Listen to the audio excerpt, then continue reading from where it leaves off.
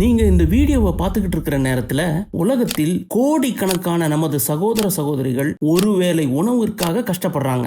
இன்னும் பலர் எதிரிகளின் தாக்குதல்களுக்கு பயந்து அச்சத்துல வாழ்ந்து கொண்டிருக்கிறாங்க. அல்ஹம்துலில்லாஹ், அல்லாஹ் நமக்கு தேவையான உணவையும் நிம்மதியாக வாழ்வதற்கான பாதுகாப்பையும் தந்திருக்கிறான். ஆனா இதுல ஒரு முக்கியமான விஷயத்தை நாம சிந்திச்சு பார்க்கணும். இதெல்லாம் தந்த அல்லாஹ் நம்மிடமிருந்து என்ன எதிர்பார்க்கிறான்?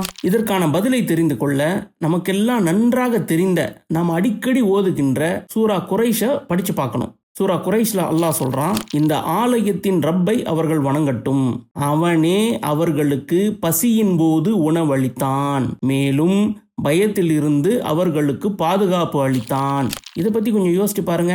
நமக்கு உணவளித்து அல்லாஹ் நம்ம பசியிலிருந்து காப்பாத்தி இருக்கிறான். நமக்கு அமைதியை தந்து நம்மை அச்சத்திலிருந்து காப்பாத்தி இருக்கிறான். அப்ப நம்ம அவனுக்கு என்ன செய்யணும்னு எதிர்பார்க்கிறான்? அல்லாவை உள தூய்மையோடு வணங்க வேண்டும், அவனுக்கு நன்றி உள்ளவர்களாக இருக்க வேண்டும், அவனுக்கு கீழ்ப்படிய முயற்சிக்க வேண்டும், பாவங்களில் இருந்து விலகி இருக்க முயற்சிக்க வேண்டும். இந்த தருணத்துல உலகெங்கும் கஷ்டப்படுகிற நமது சகோதர சகோதரிகளை மறந்துடாதீங்க. உங்களுடைய மேலான துவாக்களில் அவர்களை சேர்த்துக் கொள்ளுங்கள்.